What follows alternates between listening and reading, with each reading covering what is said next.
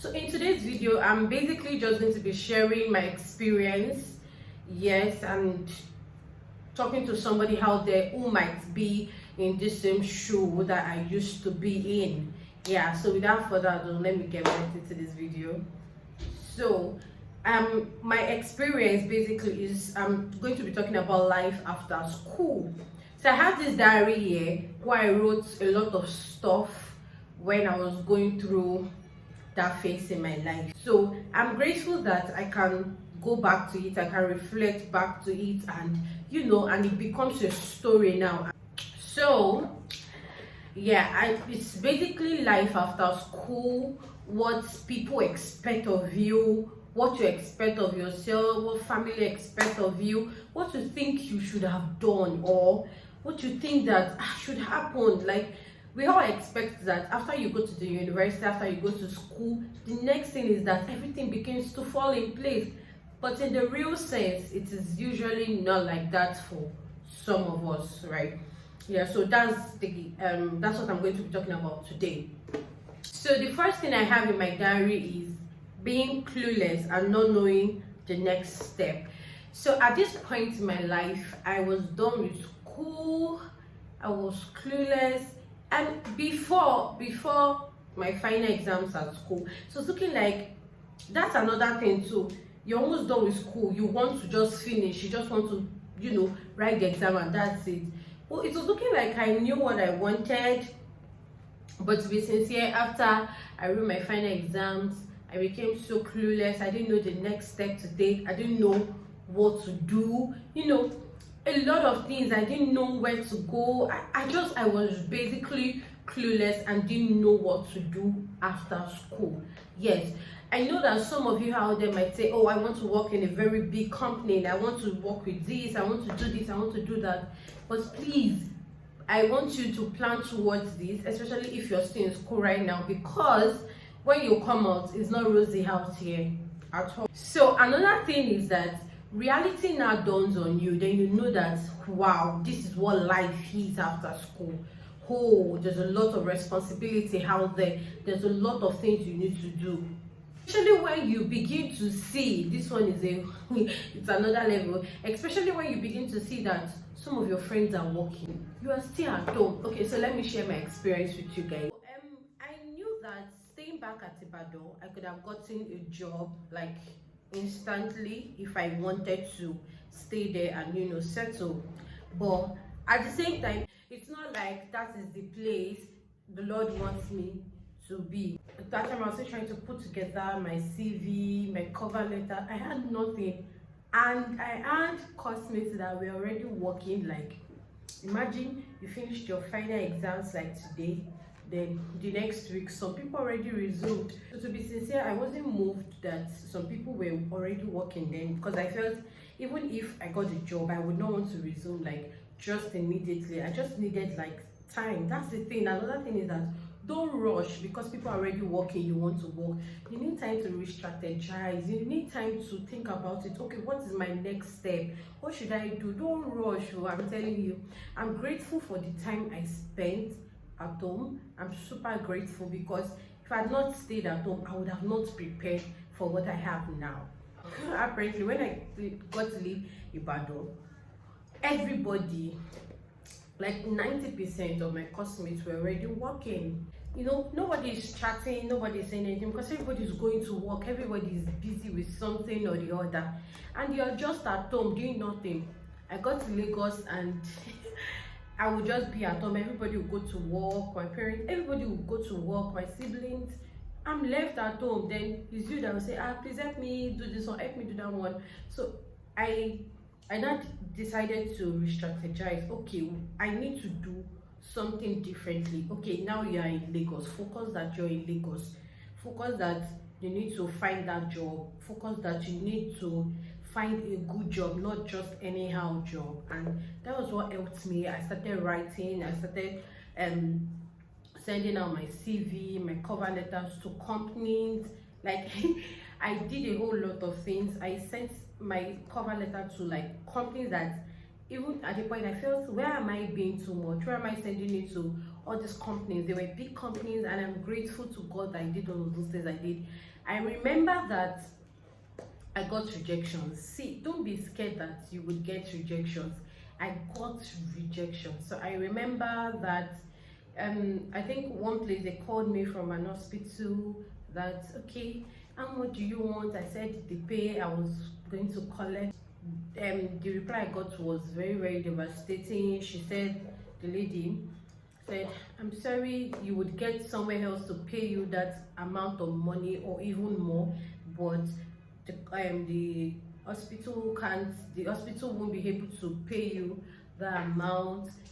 Though we have accommodation, but the hospital, and because you've not collected your results yet. And I felt bad, right? But I moved on. After that, I got several rejections, to be sincere. I went for interviews. A lot of things really happened at that time in my life. I wasn't happy, but I'm grateful and I'm thankful for the first rejection I had. That pushed me to, like, oh, the least I can get, not even the least, like the most I will get is a rejection. If I call 1 million as salary, the company that can pay me 1 million will tell me they can pay. The one that cannot pay me will tell me they can't pay. So at that point, because my friends were already working, my classmates were already working, nobody had time for anybody, so I wanted to work. So that was really my motive for working. It wasn't even about the money in the first instance. It was just peer pressure. Another thing I wrote here is that make plans. Like, aside the plan you have that when you are done with school you want to work with Chevron, make a plan B. Because what if plan A doesn't just work? Make another plan. Have I'm telling you this because that is just the truth. You need to have another plan. What if this thing I'm planning toward doesn't work? We all have plans. Oh, you're planning to study outside the country when you're done with school. What if something comes up and you can't? Because I tell you, it's not rosy. When you come out and you see what reality has in store for you, you know that it's really not rosy outside here. There's a lot of responsibility, a lot of things that is expected of you to do and to have. And if you're thinking that everything is going to find its place, obviously it will definitely find its place, but not at the time you want it and not the way you want it. Yes, so you're the one that needs to prepare that, okay, this is it. Prepare for the worst in this life. God forbid you will not get to see evil things, but to be sincere, don't just stick to one plan. Don't just have a plan A, have a plan B, because it's going to help you and you will not be caught unawares. Don't skip the process, because you can't get there without a process. Yes, every child, when they give birth to the child, will crawl before walking, right? Before even running. So it is a process. You can't skip the crawling stage to walking or to running, right? So don't skip that process. Don't say because you're desperate to get that job. Don't say because your friends are already working. Don't say because you're seeing a lot of things, your friends are driving the latest car, you want to skip that process that you're going through right now. I would advise that you don't skip that process, because at the long run it's definitely going to pay off for you. So what I did during my time was, I thought about it. I sat down, I began to write my goals. Okay, so what do I really want? What do I really want? So they say there's this quote that says that life will not give you what you deserve, but will only give you what you demand for. So I was beginning to talk, I was beginning to write. This is what I want, these are my goals. Okay, let me re-strategize. Now I'm done with school, I'm no longer a child. This is what is expected of me to do. This is what people are expecting from me. Okay, so let me re-strategize. How fight, how well. So you can work 10 years and somebody that just comes in 2 years just levels up, and that's it. So I had to re-strategize. I had to rethink, okay, let me do it in a different way. Okay, what are my goals? What do I really want to achieve? What is the kind of place I would like to work? What kind of thing, what am I even chasing after? What kind of job am I chasing after? What kind of qualification do I have? What am I chasing after? So I began I began writing all those things, and I really wrote a lot of things.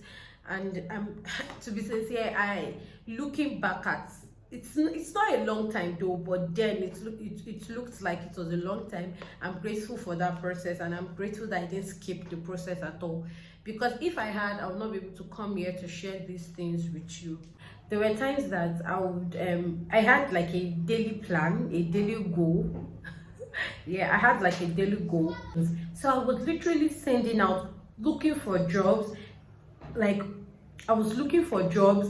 I was just sleeping on the pages. I remember I was sleeping on Jobberman. Yes, I would look for Jobberman. So at that point too, I began taking online courses, because I felt I cannot just sit at home doing nothing. So I decided to take some online courses while I search for job. So let me show you or read out how my this thing was.